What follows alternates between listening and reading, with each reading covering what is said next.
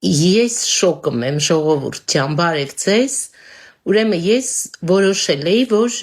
Reels կհանեմ, ինչ-որ վիդեոյով կարելի է կապվել, երբ որ 500 պատպիսչիկ կլինի խմբում, բայց այդ 500 պատպիսչիկը աչքիս շատ շուտ չի լինի, ու ես էլ քանի որ կաստումս էլ հագսա, ասի մի հատ ջղայնանամ նոր դուրս գամ տնից, ուրեմն նայեք, ես այդ խումբը բացել եմ վերադարձ Վանաձոր, որը որ դա իմ էմոցիաներն է, իմ կարոտն է, 25 տարի դրսում ապրելու առաջացած։ Նու ճիշտ է, այդ 25 տարվա ընթացքում ես ամեն տարի համարյա գնացել եմ Վանաձոր, կարճ ժամանակով, բայց կա ինչ-որ կուտակված ասելիք, որը որ ես ցանկացա այս ձևով ասել։ Ու հիմի իմ ամեն օրյա ռեժիմով, իմ անձնական էջին, նամակն է, կստացի, անձնական էջի պատպիսչիկները դարել են 1700, երբ որ 300 էր ընդամենը, դա շատ արագ աճեց, մեզ տտավով, որ աճի խմբին չեն միանում, բայց գրում են անընդհատ նամակներ,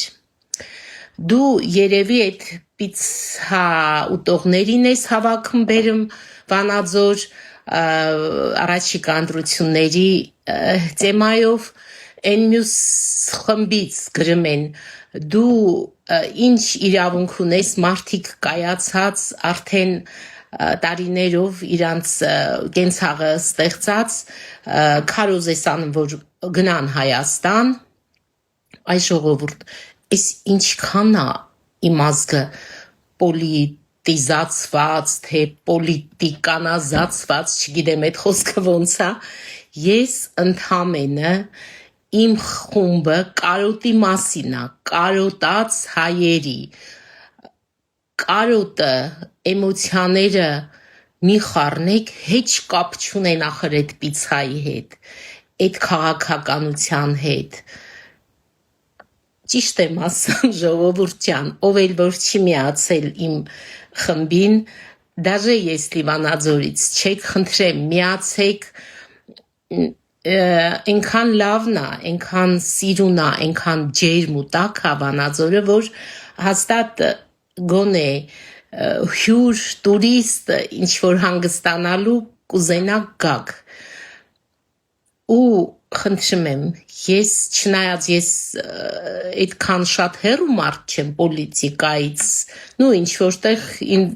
ուզես չուզես այս կյանքում նայում ես, հետաքրքրվում ես, բայց ամեն դեպքում իմ խումբը նորից եմ ասում, կապ չունի այդ պոլիտիկայի հետ, իմ խումբը կարոտի մասին է, իմ խումբը ջերմության մասին է, իմ խումբը էմոցիաների մասին է, համեցեք։